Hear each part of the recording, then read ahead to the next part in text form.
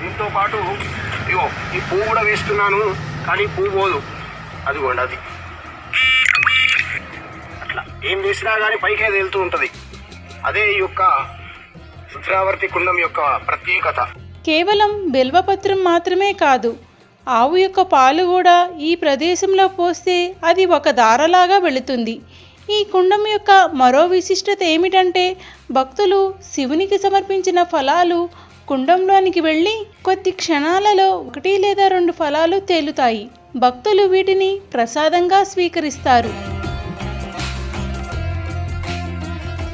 ఎప్పటి నుంచో ఇక్కడ ఉంటున్న స్థానికులు, స్వామీజీలు ఈ కుండంలో శివలింగం ఎక్కడ ఉంటుందో ఎవరికీ తెలియదు. అంతేకాదు ఎవ్వరూ ఇప్పటి వరకు చూడలేదు.